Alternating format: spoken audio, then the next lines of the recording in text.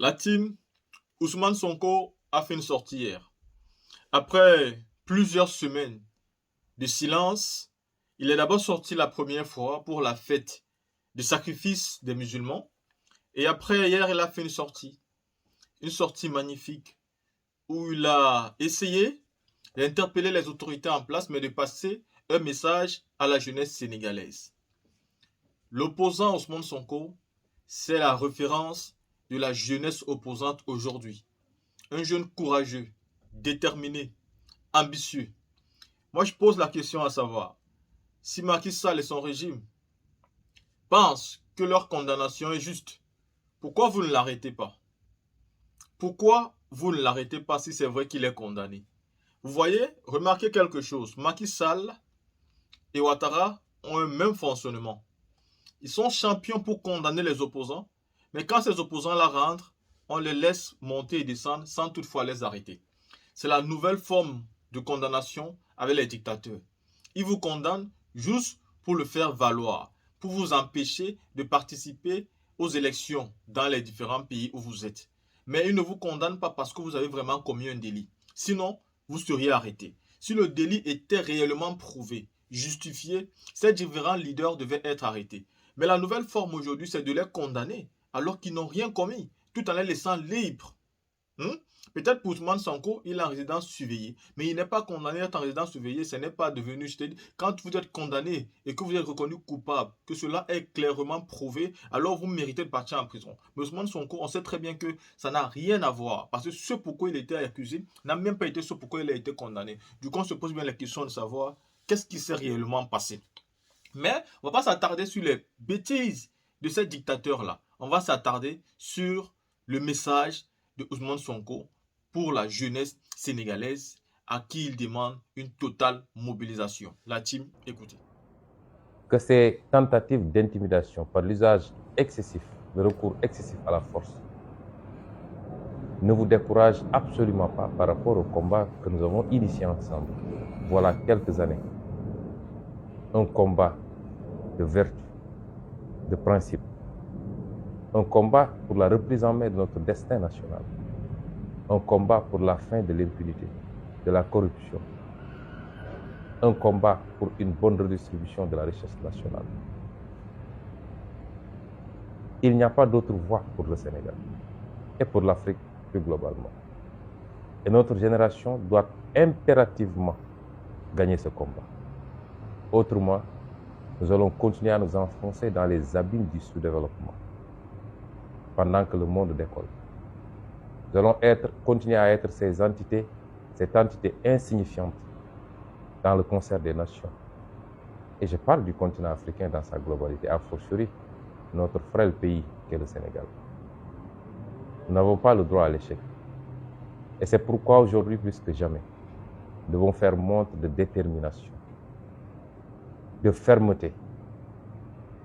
Nous devons avoir peur d'absolument rien.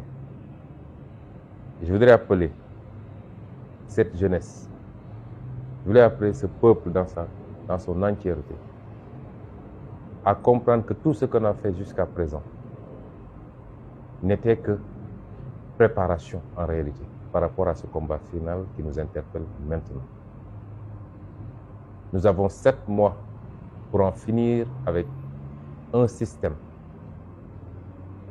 qui a compromis toutes nos chances de progrès et de développement, de l'indépendance à maintenant. Nous avons 7 mois pour reprendre notre destin en main. Nous ne le faisons pas pour nous. Nous ne le faisons pas pour nous-mêmes. Nous le devons à nos enfants et nos petits-enfants. Et c'est pourquoi, impérativement, nous devons remporter cette dernière bataille, puisque jusqu'à présent, nous avons remporté toutes les batailles. Ce n'est pas le moment de flancher, d'hésiter ou de lâcher. N'ayez crainte, mais absolument pas de quoi que ce soit. Je puis vous rassurer que la méthode du régime actuel a atteint ses limites. Une méthode faite de violence et de répression. Puisque les dernières en date ont permis au monde entier de découvrir le vrai visage du régime, de Macky Sall. Et que des comptes lui sont demandés, lui sont réclamés de partout du monde, de toutes les instances, bilatérales comme multilatérales. Vous avez vu la réaction de la communauté internationale par rapport à ce qui s'est passé récemment au Sénégal. Toutes les instances, multilatérales ou bilatérales, ont formulé des communiqués, se sont inquiétées de la situation au Sénégal. Et certaines sont allées jusqu'à demander des comptes et même l'ouverture d'une enquête. Et c'est pourquoi je dis à ces jeunes, n'ayez plus crainte de quoi que ce soit. Je puis vous assurer, au-delà des discours que vous entendez, que jamais plus le président Macky Sall ne sortira des milices dans ce pays pour s'attaquer à vous en cas de manifestation. Jamais plus. Je peux vous assurer que sa politique de répression carcérale a atteint ses limites parce qu'aucune de ces prisons aujourd'hui ne peut plus contenir des détenus politiques. Toutes les prisons sont pleines. Je peux vous assurer que ces forces de défense et de sécurité, qui ces dernières années ont été complètement dévoyées de leur mission pour être au service exclusif de la répression politicienne de Macky Sall, ils regarderont à plusieurs reprises avant de réprimer sauvagement et de tirer à bout portant sur vous. La peur est dans l'autre camp. Et ce qui en atteste, c'est que depuis quelque temps, même en pleine fête de Tabaski, il n'y a qu'un mot dans leur bouche et dans leur discours, c'est CPI. Parce qu'ils ont peur. Ils savent très bien la portée de cette plainte extrêmement bien faite, extrêmement détaillée et documentée. Ils savent la portée de cette plainte sur leur avenir. Ils savent très bien qu'ils ont été découverts, mis à nu, par rapport aux actes criminels qu'ils ont posés sur un peuple désarmé. Ils savent très bien qu'au-delà de l'image internationale désastreuse à laquelle qu'ils renvoient aujourd'hui à la communauté internationale, que ces procédures devant des juridictions internationales ou étrangères, parce que ça ne se limite pas à la CPI, que ces procédures iront à leur terme, s'il plaît à Dieu. Et c'est pourquoi il ne faut pas avoir peur. Nous devons continuer et finir ce combat. Chers compatriotes, le président de la République ou le président de l'Alliance pour la République a décidé de s'adresser à vous demain. Je veux vous prévenir, puisque nous avons une certaine classe politique qui pense que les méthodes politiques des années 80, 90 et même 2000 sont encore valables aujourd'hui, en 2023. Ils n'ont pas compris que le peuple sénégalais est un peuple lucide, mature, que personne ne peut manipuler aujourd'hui. Les deals et les combinaisons politiques d'une certaine classe politique, pour ne pas me répéter, qui après s'être retrouvés en sourdine et en coulisses pour élaborer des schémas qui tournent tous autour d'un seul impératif, c'est-à-dire comment invalider la candidature de Ousmane Sonko. Cette même classe politique, appuyée par une certaine société civile, s'est retrouvée au Palais de la République pour soi-disant organiser un dialogue national, dont le seul objectif, c'était comment faire pour écarter le président Ousmane Sonko de la course à la présidentielle de 2020. Et ce qui va se passer les prochains jours n'est autre que la pose du dernier acte pour finir ce complot contre ma candidature. Le président de la République ou le président de l'Alliance pour la République, parce que celui qui va s'adresser à vous demain n'est pas le président de la République, mais le président d'un parti politique, c'est-à-dire l'Alliance pour la République. Ce président de la République, adepte de la violence, qui n'a pas rechigné à réunir des maires de son parti et à leur donner injonction d'aller former des milices pour s'attaquer aux populations civiles, ce qui est une honte dans une république, une déchéance même. Le président de la République va s'adresser à vous demain. Il n'y a que deux hypothèses. Soit il déclare ne pas être candidat, ou alors il déclare sa candidature.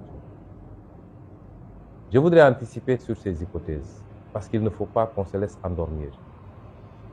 Je le dis et je le réitère, c'est le prolongement d'un complot exclusivement pour écarter un candidat dont le système, dans toutes ses composantes, le système, dans toutes ses composantes, elles ne sont pas seulement politiques, ne veut pas aujourd'hui.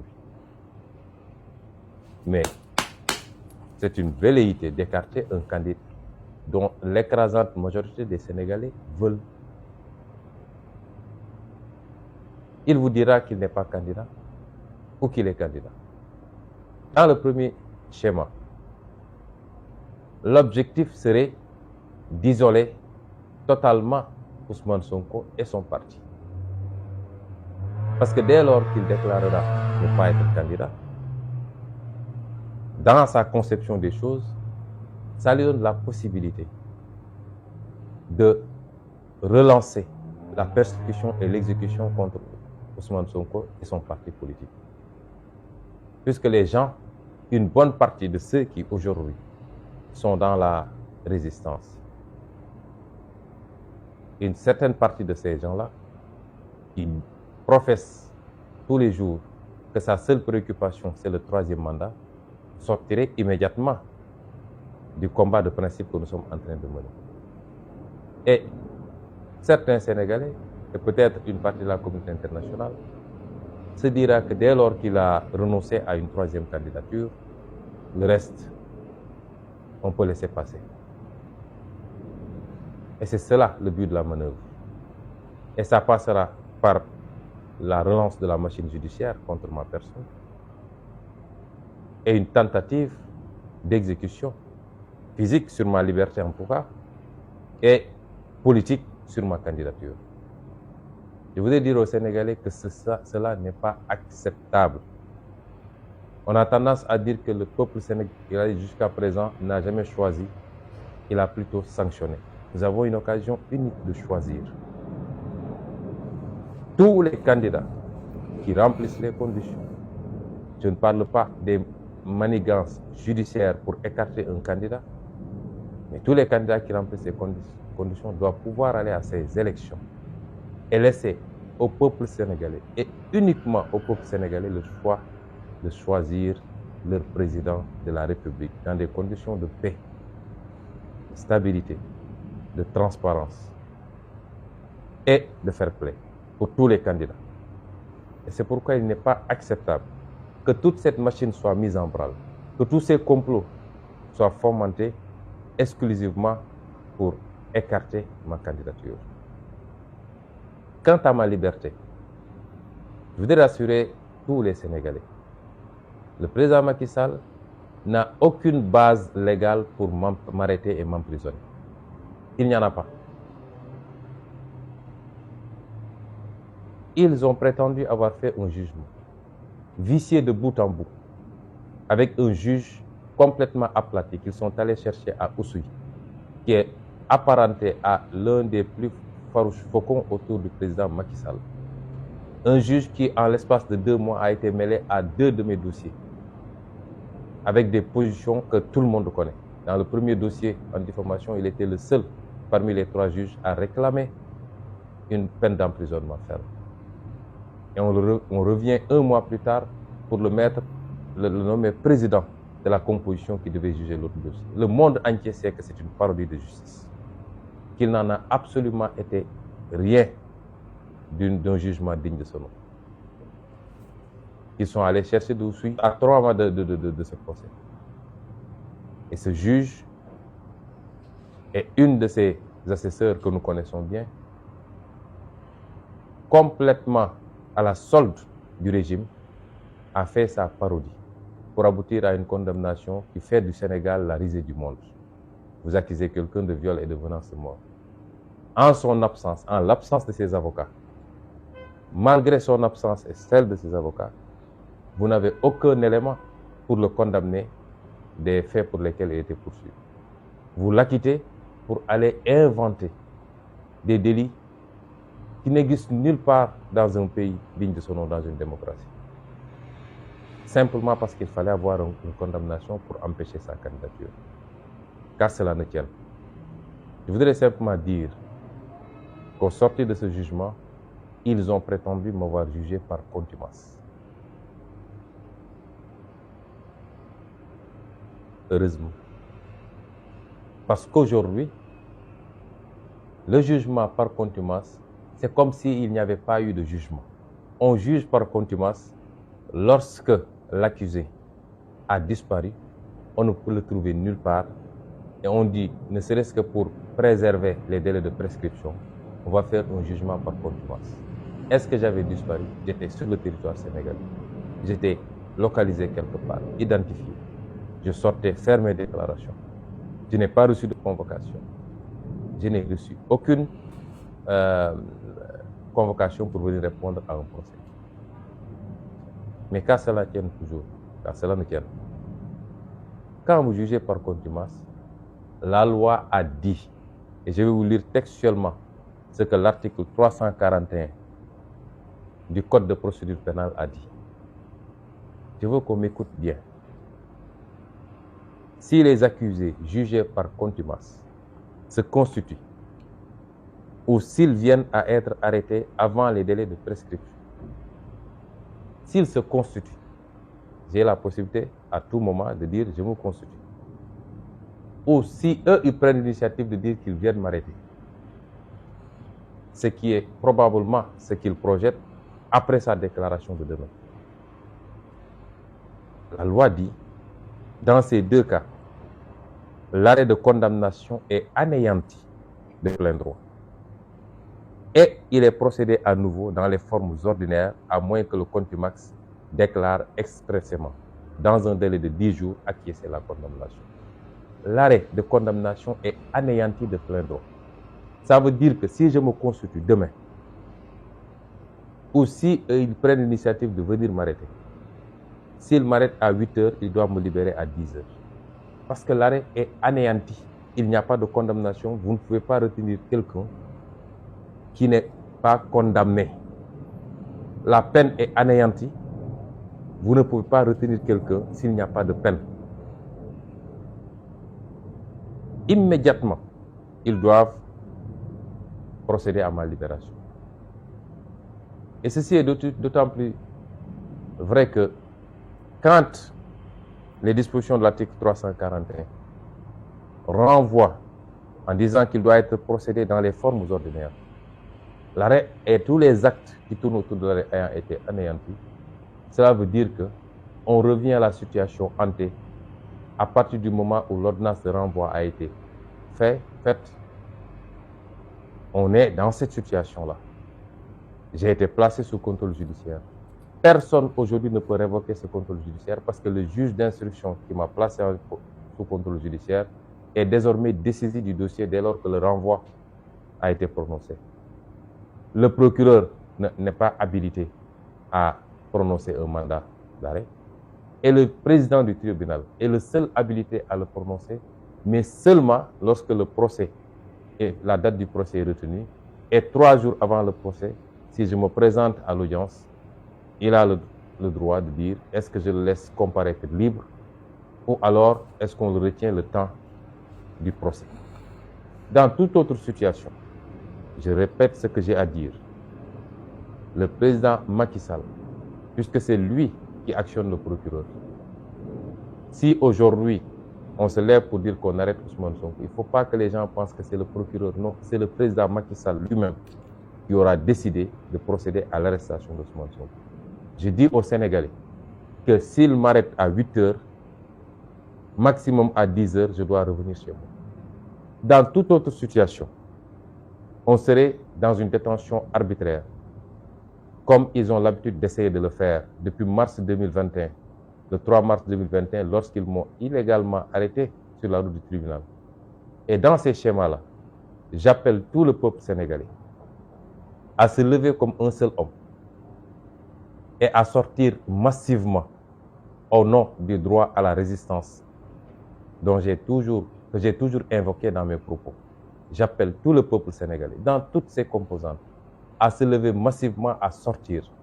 Et cette fois-ci, à en finir avec ce régime criminel qui ne respecte absolument ni la loi ni le droit, qui piétine les institutions et qui n'attend que pour le dessein de son tenant, qui est le président Macky Sall.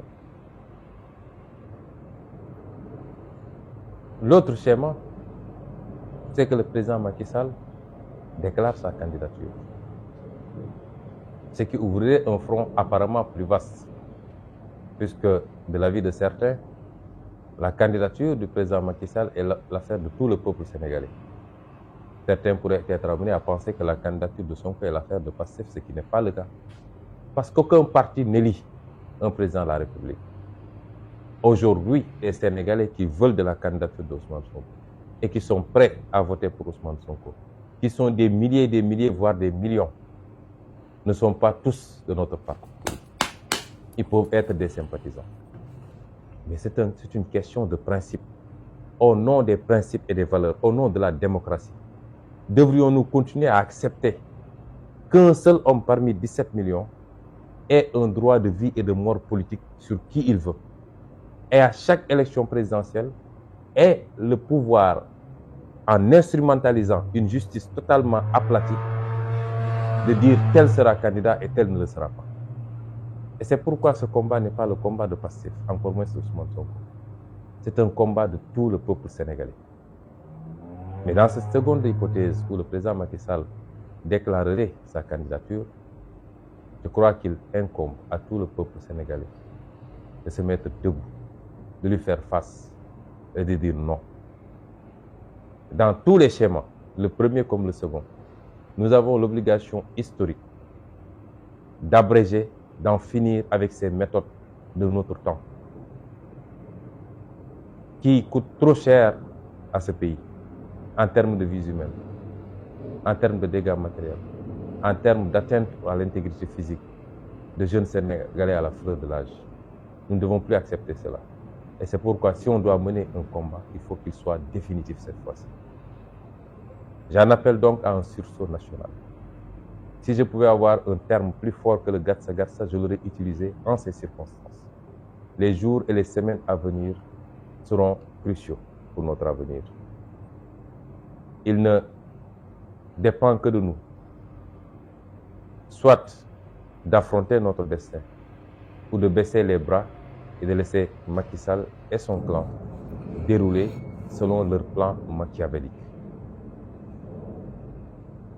J'appelle le peuple sénégalais encore une fois à se mettre debout pour dire non. Et j'en profiterai pour lancer un certain nombre d'appels. Je lancerai d'abord un appel à notre armée, notre vaillante armée nationale. S'il y a un corps qui fait l'unanimité dans ce pays, c'est l'armée nationale sénégalaise. S'il y a un corps qui n'est jamais contesté ni critiqué, c'est l'armée nationale sénégalaise. Ceci est le fruit d'une tradition. Et au surplus, l'armée nationale n'est pas outillée pour le maintien de l'ordre.